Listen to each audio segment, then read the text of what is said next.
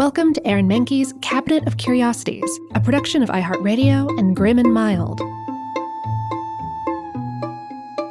Our world is full of the unexplainable. And if history is an open book, all of these amazing tales are right there on display, just waiting for us to explore.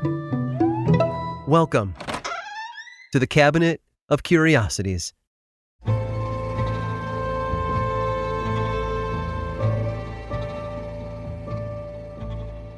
All around our homes are simple inventions bound by one common thread. The notebook on our desk, the GPS on our phone, and the toothbrush on our bathroom sink each got their starts in China. China was the birthplace of many inventions we still use today, including the wooden coffin, paper currency, and the common match. Most importantly, though, China was responsible for what has been declared the 4 great inventions by British scientist and sinologist Joseph Needham. These were inventions that were not only indicative of China's advancements in the field of science and technology, but also profoundly changed the world.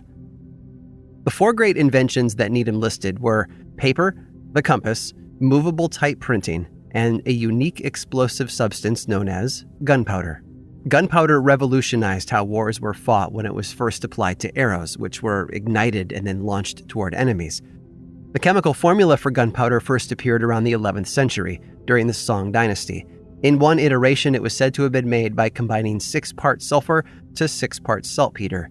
The more it was used, however, the more the formula was tweaked to burn longer and provide a greater bang for the buck. Gunpowder brought forth a new age of weaponry. Bombs and early gun-type weapons called fire lances made their debut over the coming years. It's been speculated that the Mongols first introduced Europe to gunpowder in 1241 during the Battle of Mohi in Hungary. Obviously, good inventions tend to spread. By the mid-13th century, gunpowder had been adopted by the Middle East and Europe. Kings and generals couldn't get enough of it. The black powder was more valuable than gold in many ways, as it gave those who possessed it a major advantage on the battlefield. But outside of China, gunpowder was difficult to make thanks to one key ingredient: saltpeter. Saltpeter was the name given to a variety of nitrate salts, such as calcium nitrate and potassium nitrate. Saltpeter got its name from its white color and powdery texture, but even though it looked like common table salt, it was not as commonly found. During the Middle Ages, no one knew how to manufacture saltpeter, but they did notice that it grew in some less than pleasant places. You see, cleanliness was not a main focus for most Europeans for a long time. The lack of clean water meant bathing only happened occasionally, if ever at all.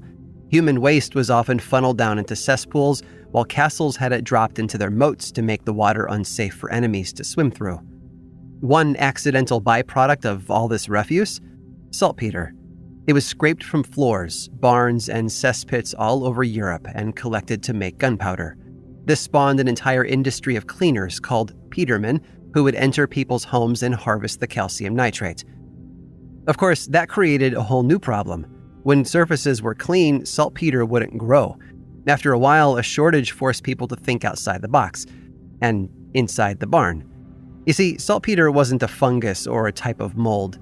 It didn't grow in the natural sense. It was left behind by the bacteria that fed on waste. Horses and other livestock would relieve themselves on the floors of their stables, and that urine would soak in and wick its way up the plaster-like walls, becoming a breeding ground for saltpeter, as did feces. And so saltpeter farming was born.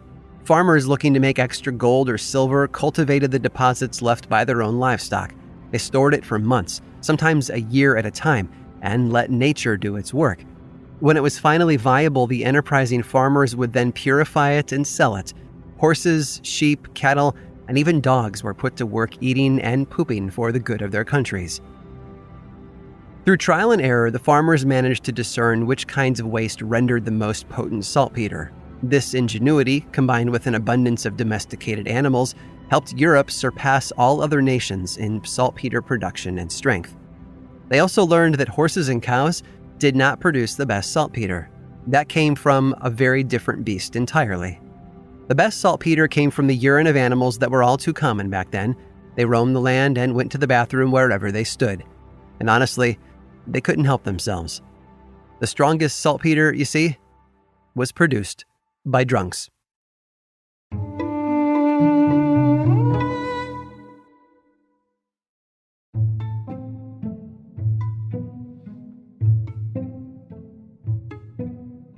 In rural Texas in 1896, entertainment was hard to come by. Aside from the Sunday church services and social groups, folks had to look for ways to keep themselves occupied. But every once in a while, something would happen that would horrify and enthrall them. Disasters, both man-made and natural, made for welcome distractions from the mundanity of their lives.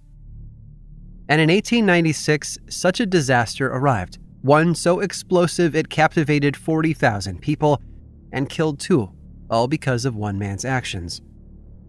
His name was William George Crush, and he worked for the Missouri-Kansas-Texas Railroad, also known as the Caddy. The Caddy had been successful up until that time, earning over $4 million the previous year from both passenger ticket sales and hauling freight. However, other railroad companies hadn't fared so well. Since the start of an economic depression in 1893, many had gone belly up, and Crush had no intention of letting Caddy succumb to the same fate. One way the railroad had found to boost their revenues was by boosting the size of their locomotives. The old 35-ton steamers had been retired in favor of 60-ton models, capable of moving faster, traveling farther, and carrying more weight. That left the Caddy with an abundance of older, smaller locomotives, and nowhere to put them. So Crush came up with an idea. He'd bring 2 of the old steam engines to Texas and invite people to come out and watch them roll through town before they disappeared for good. With permission from the company's higher-ups, the enterprising agent commissioned 2 35-ton locomotives and had a long track installed just north of Waco in a temporary town that he called Crush. He saw this event as a big-ticket draw for the local population and made sure that there were plenty of concession stands and a restaurant ready to accommodate them all. Now, a couple of trains passing through town doesn't sound like a lot of fun for most people today, but in 1896, it was better than nothing. On September 15th, visitors paid $2 for their own train tickets to travel up to Crush, Texas, and watch the locomotives go by. 200 police officers swarmed the makeshift town to keep everyone in line, which proved more difficult than they'd expected. The crowds pressed forward, hoping to get close to the action as the police pushed them back to a safer distance. Crush had become a microcosm of Greater Texas, with individuals from all walks of life in attendance. Farmers stood beside doctors, lawyers mingled with shopkeepers, and the audience had grown from 10,000 in the morning to 40,000 by 4 p.m. William Crush rode into town on a white horse just after 5 p.m., a sight that might have appeared as an omen to some in the crowd. With a wave of his hat, the trains took off. They chugged along the track with boxcars full of railroad ties, picking up speed as they went. Except something was wrong. The trains had been oriented in opposite directions, on the same track. The crowd leaned in as the locomotives pushed forward, steam spewing from their stacks while their whistles filled the air with shrieks of panic. The ground rumbled. People gasped. Within moments, the 2 trains had collided head first. Wood splintered and metal groaned as each of their boilers exploded, sending shrapnel and debris flying into the sky. Everyone ran from the scene when they realized that what went up had to come down. Pieces of the trains crashed into 2 unfortunate souls. 6 others were injured, including a photographer who was partially blinded by a torpedo-like bolt that took out one of his eyes. However, despite the tragedy, the event went off exactly as Crush had hoped.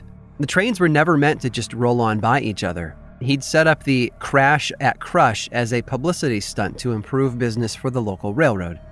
His managers, though, were less than pleased. William was immediately fired after the event, before being rehired the very next day. It turns out that the spectacle had been a huge success, and newspaper headlines had declared Crush a marketing genius. Other railroads put on their own crashes in the years to come, but few would capture the electricity of the one that had been staged in Texas. Advertising can be brutal. Building excitement for a product takes finesse and an understanding of what customers want, sometimes before they even know they want it. But for people in Texas in 1896, what they wanted was pretty simple: to see 2 trains crash. I hope you've enjoyed today's guided tour of the Cabinet of Curiosities. Subscribe for free on Apple Podcasts or learn more about the show by visiting curiositiespodcast.com. This show was created by me, Aaron Mahnke, in partnership with How Stuff Works. I make another award-winning show called Lore, which is a podcast, book series, and television show.